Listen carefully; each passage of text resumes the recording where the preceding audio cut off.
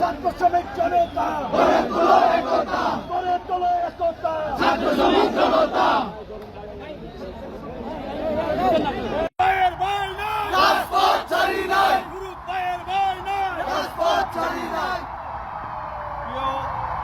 নাগরিক ছাত্র জনতা, তাৎক্ষণিকভাবে আপনারা যারা ছাত্র জনতার এই সরকারের পক্ষে আজকে এই আনসার বাহিনীর নৈরাজ্য ঠেকাতে অবস্থান নিয়েছেন, তাদেরকে ধন্যবাদ জানাই। আপনারা দেখেছেন এই সরকার দায়িত্ব নেওয়ার পর থেকে বিভিন্ন দাবি দেওয়া নিয়ে আন্দোলনের নামে মূলত সরকারকে বেকায়দায় ফেলার জন্য, আওয়ামী লীগকে পুনর্বাসন করার জন্য কাজ করা হচ্ছে।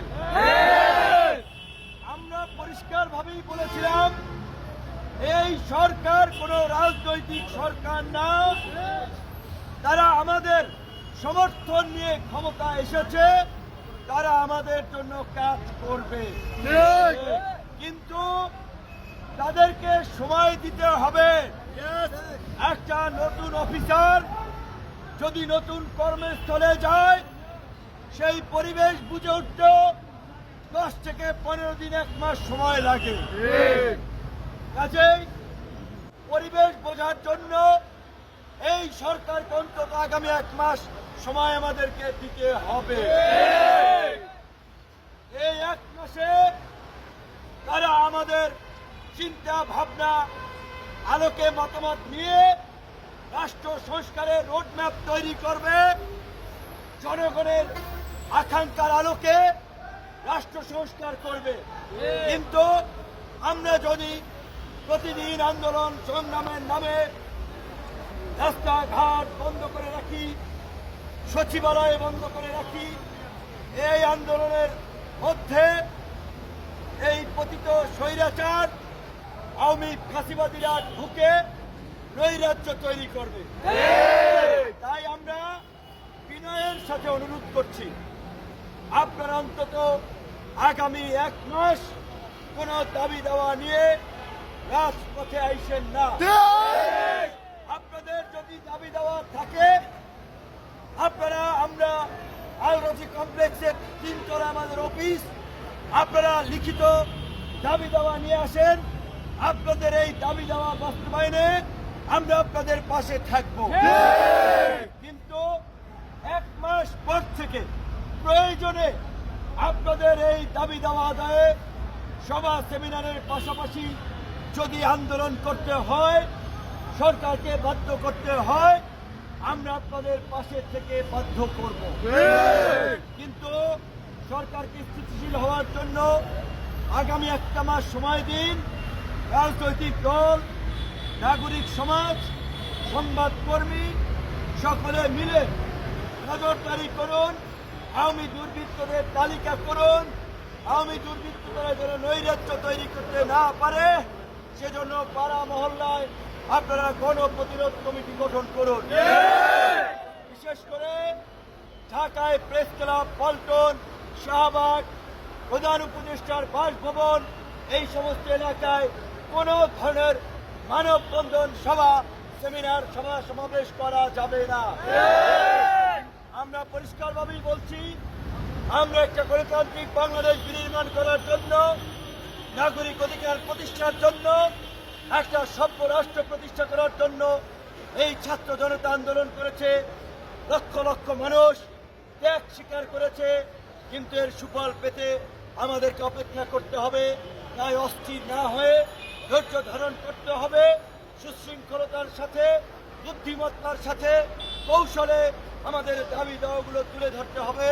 এবং আমরা এই 18 সাল থেকে এই যে কোটা সংস্কার থেকে রাষ্ট্র সংস্কারের যে আন্দোলন শুরু করেছি, আমরা আপনাদেরকে কথা দিচ্ছি, আপনাদের দাবি দেওয়া দেয় সবসময় আপনাদের পাশে থাকবো। কিন্তু আগামী 1 মাস কোনো দাবি দেওয়া নিয়ে রাস্তায় আইছেন না। আপনারা ভালো থাকবেন, দেশকে ভালো রাখবেন। আজকে আমাদের এই যে নোয়াখালী, লক্ষ্মীপুর, ফেনী, পূর্বাঞ্চলের জেলাগুলোতে ভারতের পানি আগ্রাসনের ফলে একতরফা পানি প্রত্যাহারের ফলে যে বন্যা হয়েছে, সেই বন্যায় লাখ লাখ মানুষ পানিবন্দী, খাবারের জন্য তাদের হাহাকার। তাই এখন তাদের পাশে দাঁড়ানোটাই আমাদের মানবিক কর্তব্য।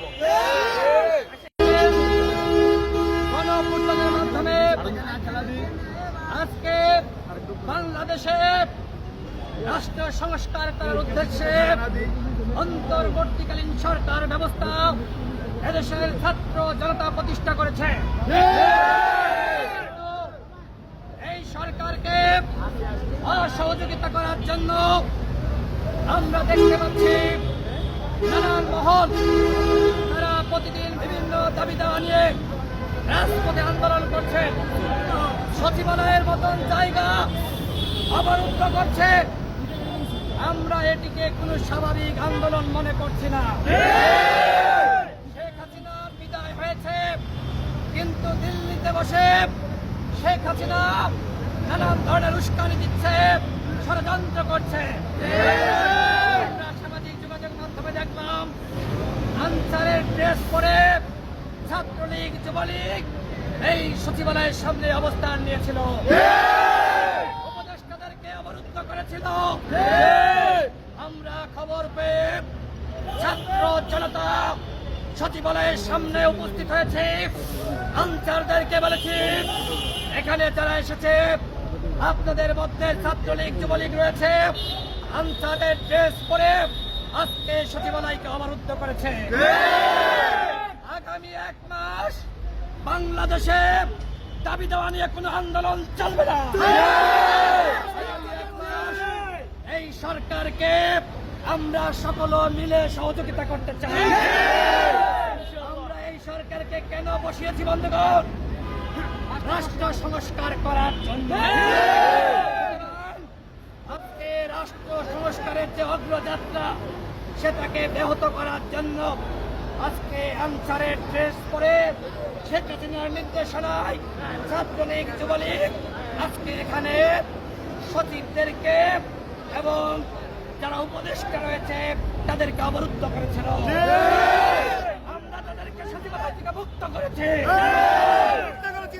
যারা ষড়যন্ত্র করবেন আন্দোলনের নামে, যারা দেশকে অস্থিতিশীল করার চক্রান্ত করবেন, আপনাদেরকে দাঁত ভাঙা জবাব দেওয়া হবে।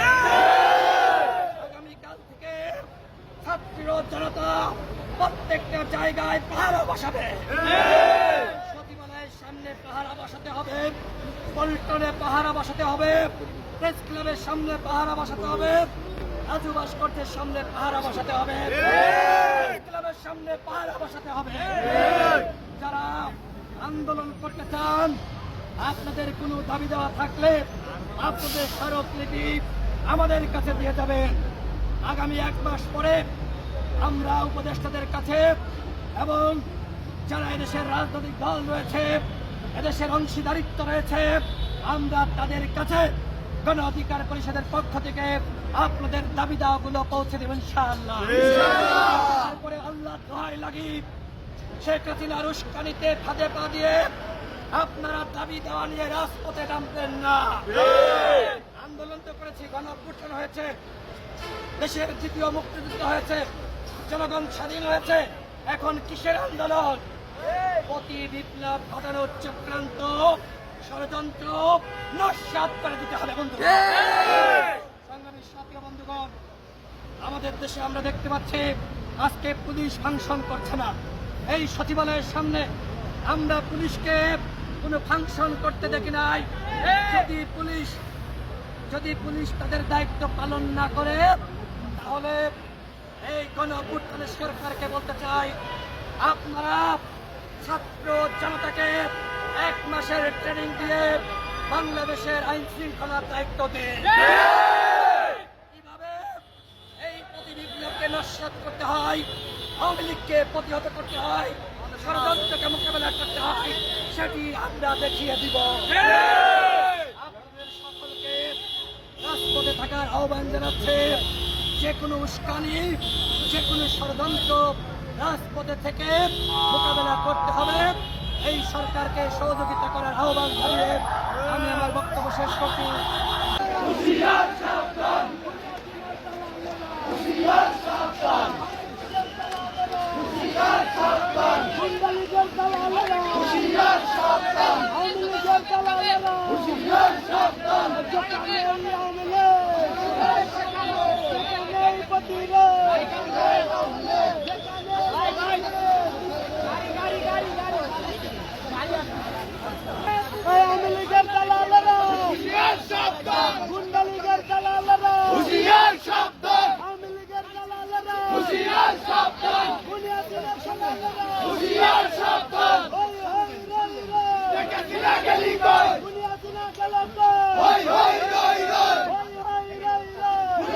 গেলি কই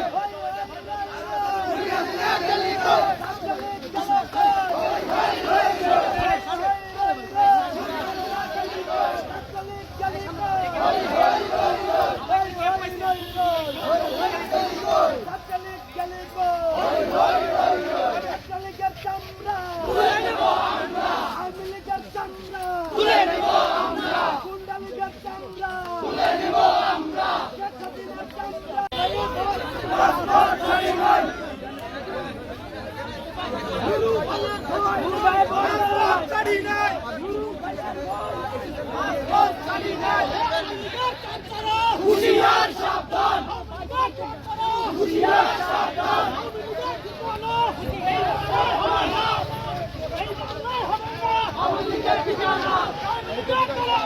হুশিয়ার সাবধান আগুন ডালো এই শৃঙ্খলা সহিত